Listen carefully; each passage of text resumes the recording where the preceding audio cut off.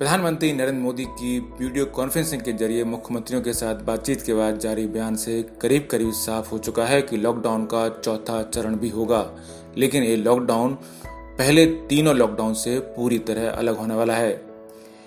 PMO की तरफ से जारी बयान में ये बिल्कुल साफ साफ कहा गया है। आइए बताते हैं कि नया लॉकडाउन किस तरह का होगा और पीएम सीएम की मीटिंग से इसमें किस तरह के संकेत मिले हैं। हॉट स्पॉट में तेज होगी निगरानी। पीएम ने कहा कि अब हमें इस बात की व्यापक जानकारी है कि कोरोना वायरस का फैलाव देश के अलग अलग हिस्सों में किस तरह से है। साथ ही हमारे अधिकारियों को भी इससे निपटने की बारीकियों को समझना आ गया है। हमारी अगली रणनीति इसी आधार पर तय होगी। बढ़ानी होंगी सार्वजनिक गतिविधियां। प्रधानमंत्री नरेंद्र मोदी ने सोमवार को मुख्यमंत्रियों के साथ संवाद में अर्थव्यवस्था को पटरी पर लाने और कोरोना वायरस के संकट से निपटने के लिए संतुलित रणनीति बनाने की जरूरत पर जोर दिया और कहा कि देश में आर्थिक गतिविधियां जोर पकड़ने वाली हैं। पीएम मोदी ने कहा कि हमारे सामने दोहरी चुनौती है, संक्रमण की दर को रोका जाए और सार्वजनिक गतिविधियों को बढ़ाया जाए। पीएम ने कहा कि राज्यों ने जो अर्थव्यवस्था पर अपना रोड मैप दिया है उसका उचित क्रियान्वयन हो रहा है। गांव को कोरोना से बचाने की चुनौती। बैठक में पीएम ने कहा कि पिछले कुछ दिनों में जो नए मामले सामने आए हैं उनमें बड़े शहरों से अपने मूल स्थानों पर लौटे प्रवासी श्रमिक भी हैं, जो लॉकडाउन के बाद बेरोजगार और बेघर हो गए थे। उनमें विदेशों से बड़े पैमाने पर लाए गए लोग भी हैं, जो लॉकडाउन के चलते विभिन्न देशों में फंसे हुए थे। उन्होंने कहा कि हमें गांव तक कोरोना को फैलने से रोकना होगा। इसके लिए हमें यहाँ पर सोशल डिस्टेंसिंग, मास्क और सैनिटाइजर्स आदि के प्रयोग को सख्ती से अमल में लाना होगा। मुख्यमंत्री अपने राज्यों की लॉकडाउन योजना सौंपें। प्रधानमंत्री ने मुख्यमंत्रियों से कहा कि वो अपने अपने राज्य में लॉकडाउन की कैसी व्यवस्था चाहते हैं उसका डिटेल उन्हें 15 मई तक दे दें। वहीं राज्यों के मुख्यमंत्रियों ने स्वास्थ्य सुविधाओं, बुनियादी ढांचे को मजबूत करने का सुझाव दिया। साथ ही राज्यों ने कहा कि एमएसएमई को मदद दी जाए, ब्याज दरों को कुछ और नरम किया जाए, साथ ही इंफ्रास्ट्रक्चर प्रोजेक्ट को भी मजबूत किया जाए। विश्व युद्ध की तरह कोरोना लाएगा बड़े बदलाव। पीएम ने यह भी कहा कि कोरोना का संकट खत्म होने के बाद दुनिया में कई बड़े बदलाव होंगे और भारत को इसके लिए खुद को तैयार करना होगा और भारत इसमें तेजी से जुटा हुआ है। उन्होंने कहा कि कोरोना संकट के बाद दुनिया पूरी तरह से बदल चुकी होगी। पीएम ने कहा कि जिस तरह प्रथम और द्वितीय विश्व युद्ध के बाद दुनिया बदल गई थी, उसी तरह कोविड-19 के बाद भी चीजें बदल जाएंगी। पीएम ने दिया जन से जग तक का नया मंत्र। लॉकडाउन खत्म करने की योजना पर मुख्यमंत्रियों से बैठक करने आए पीएम नरेंद्र मोदी ने सोमवार को कोरोना से जंग के लिए एक नया नारा दिया। इस दौरान उन्होंने कहा कि कोरोना के बाद की नई जीवन शैली का मूल मंत्र होगा एक व्यक्ति से पूरी मानवता तक, यानी एक व्यक्ति का संपूर्ण विकास, जन से जग तक।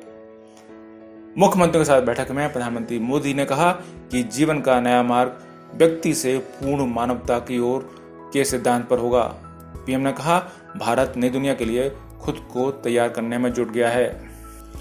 जब तक वैक्सीन नहीं मिल जाता, सोशल डिस्टेंसिंग ही सोशल वैक्सीन। पीएम मोदी ने मुख्यमंत्री के साथ वीडियो कॉन्फ्रेंसिंग में बातचीत में कहा कि जहां भी हमने सामाजिक दूरी के नियमों का पालन नहीं किया, लॉकडाउन के नियमों के क्रियान्वयन में ढिलाई बरती, वहां हमारी समस्याएं बढ़ गईं। इसलिए हमें सोशल डिस्टेंसिंग के मूल मंत्र 2 गज की दूरी को नहीं भूलना होगा। रात में कर्फ्यू की तैयारी।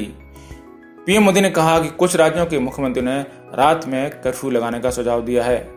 पीएम ने कहा कि ये सुझाव विचारणीय है क्योंकि इससे लोगों में सावधान रहने की भावना को बल मिलेगा। नॉन कोविड रोगों के लिए भी तैयारी जरूरी। पीएम ने कहा कि हमें आगे आने वाली चुनौतियों से भी लड़ने के लिए तैयार रहना होगा।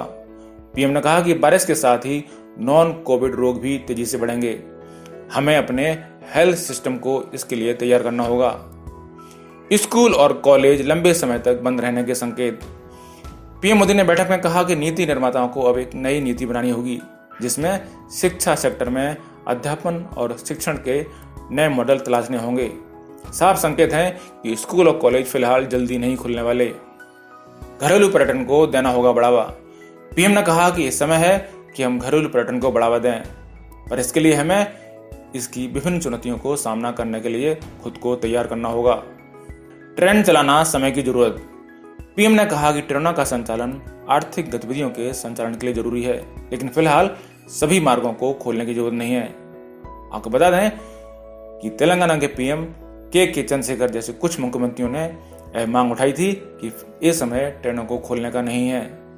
आने वाला समय भारत के लिए अवसरों से भरा। पीएम ने कहा कि आने वाला समय भारत के लिए नए अवसर लेकर आने वाला है और हमें इसके लिए खुद को तैयार करना होगा। किसी भी राज्य से नहीं दिखे निराशा के सुर। पीएम मोदी ने इस बात को भी रेखांकित किया कि अब तक किसी भी राज्य ने इस तरह के संकेत नहीं दिए कि उनके यहाँ हालात निराशाजनक हैं और ये संकेत हैं कि हम अपनी सामूहिक शक्ति से कोविड-19 की चुनौती से लड़ सकते हैं। कोविड से लड़ाई में सेना उतरे राज्यों की मांग। महाराष्ट्र के सीएम ने बैठक में कहा कि मई में मामले चरम पर होने की उम्मीद है। ये जून या जुलाई में भी चरम पर पहुंच सकते हैं। उन्होंने कहा कि मैंने पढ़ा है कि वुहान में मामलों की दूसरी लहर देखी जा रही है। यहाँ तक कि WHO ने भी इस बारे में चेतावनी दी है। इसलिए मेरा सुझाव है कि लॉकडाउन पर कोई भी कार्रवाई सावधानी से की जानी चाहिए। मेरा अनुरोध है कि अगर जरूरत पड़े तो राज्यों में केंद्रीय बल भी तैनात किए जाएं, क्योंकि पुलिस भारी दबाव में है और जवान भी संक्रमित हो रहे हैं। 5 राज्यों ने की लॉकडाउन बढ़ाने की मांग।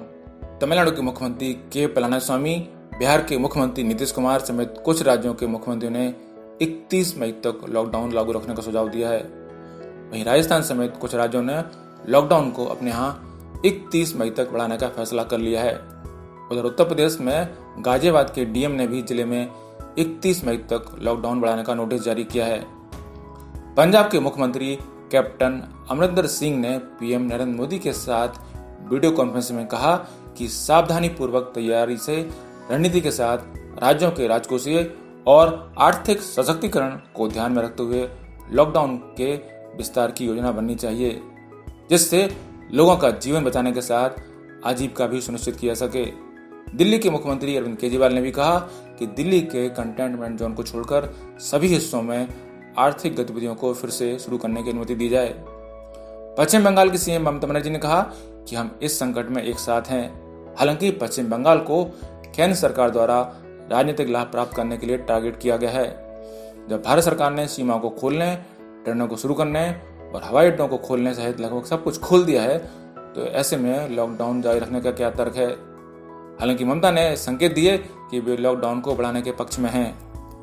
वहीं केरल और छत्तीसगढ़ जैसे कुछ राज्यों ने इस बात की मांग की कि उन्हें लॉकडाउन से संबंधित दिशा निर्देश में उचित बदलाव की स्वतंत्रता दी जानी चाहिए। केरल के मुख्यमंत्री ने कहा कि राज्यों को विभिन्न चुनौतियों का सामना करना पड़ता है, इसलिए उन्हें लॉकडाउन से संबंधित दिशा निर्देशों में उचित बदलाव की स्वतंत्रता दी जानी चाहिए। छत्तीसगढ़ के मुख्यमंत्री भूपेश बघेल ने कहा कि राज्यों के अंदर आर्थिक गतिविधियों के संचालन के निर्णय का अधिकार राज्य सरकार को मिलना चाहिए।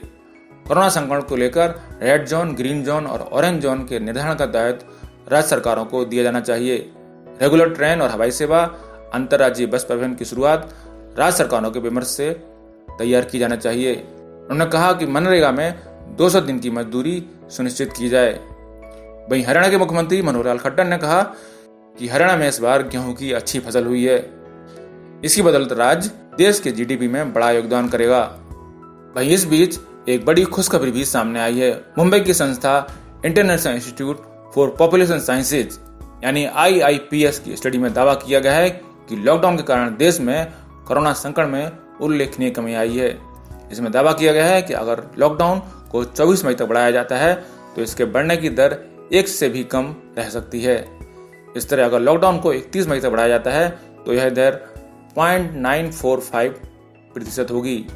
इसी के मद्देनजर संभावना जताई जा सकती है कि लॉकडाउन का 14 चरण 2 सप्ताह यानी 14 दिन तक होगा, जो 31 मई तक लागू रहेगा। ब्यूरो रिपोर्ट, पत्रकार टीवी।